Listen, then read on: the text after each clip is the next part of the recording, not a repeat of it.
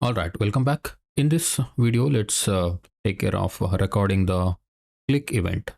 In the previous one, we recorded the open event, right? This one, let's take care of this click event.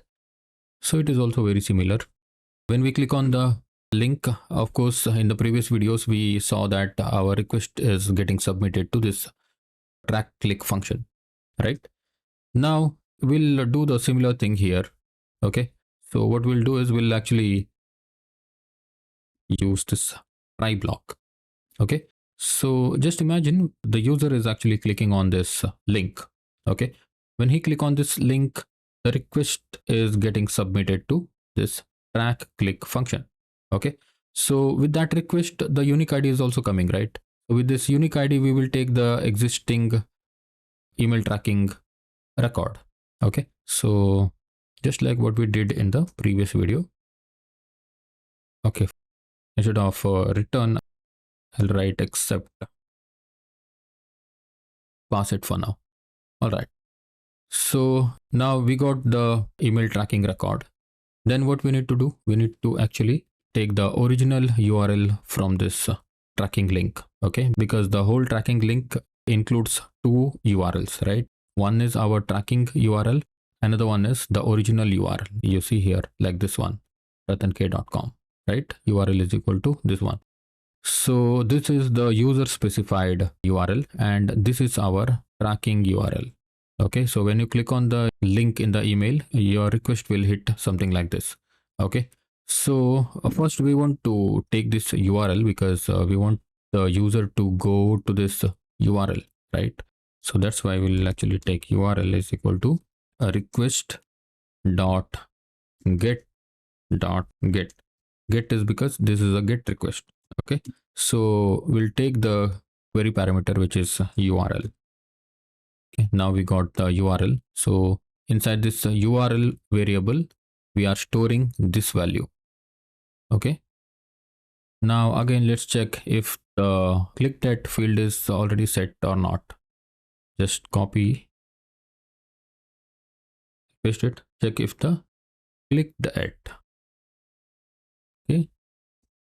If the click date is not set, then we will set it. Okay, so how to do that? If not email tracking dot clicked at, then we will set the time zone dot now. Email tracking dot clicked at is equal to time zone dot now. Okay, so once we set this click date, then we will actually say email tracking dot save. You want to save this as well, right? Once this click date is saved, then we will redirect the recipient to this original URL that the user has specified in his email. Okay, for example, if the user has specified that click here to buy the product, then we'll have to redirect the recipient to the original buy now link, right?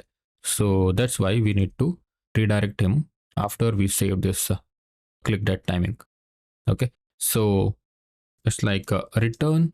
There is one function called HTTP response redirect. Okay, so using this HTTP response redirect, we can redirect the user to the URL. Okay, so this HTTP response redirect comes from Django.http. Okay, so Django.http import HTTP response, comma HTTP response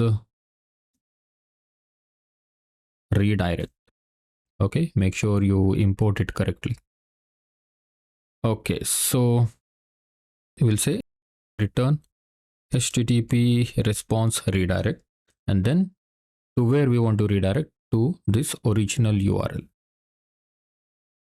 Okay, pass it. Okay, so once this is done, the recipient will go to this original URL. He will not know whether we are storing something, whether we are doing something under the hood, right? So he can just see that when the recipient clicks on the buy now link, he will be just redirected to this the URL. Okay, but programmatically we are storing this tracking information as well. Okay, so that's how we track the links. Okay, in the else case, so what we want to do, we want to simply redirect him, return HTTP response redirect, because this else case means the link is already clicked. Okay, so if the link is already clicked, then we don't want to do anything like this, right? We don't want to store timezone.now and all. Just send him to this URL. Okay, in the accept block, we'll say return. So accept block will be same. Okay, return HTTP response, this one. Okay, return HTTP response, email tracking record not found. Okay, so perfect. Now before we try to send the email, we'll go to admin. Okay, we'll go to admin, and I want this to be little bit clear. Okay, here we are only seeing the email subject, but I want to see this subscriber and whether or not the open data and click date are saved. Okay. For that, what I can do is I can use this admin.model admin, right, to extend the email tracking admin. Okay, so here I'll say email. Okay, I should import this email tracking, right? It is not coming. Okay, email tracking is already imported. All right, I'm sorry.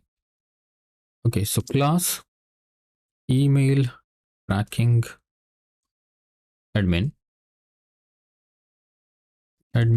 dot model admin. We are extending the list display now. We want to put the list display, that's why we are extending the model admin. List display is equal to, so in the list we'll actually say email. Okay, and we'll say subscriber. Will also show opened underscore at, and will also show clicked at. Okay, save this and pass this class to this email tracking register function. All right, save this. Now let's refresh this page, email trackings.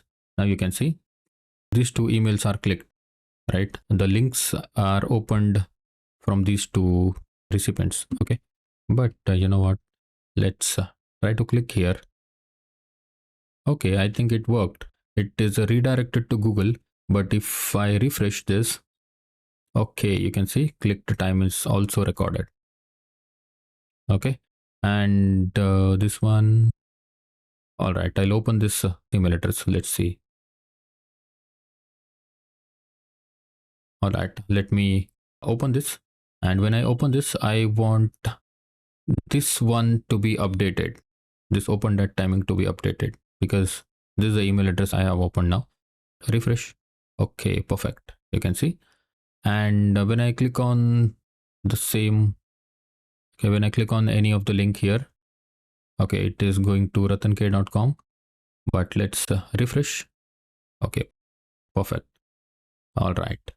Now we have got these data, right?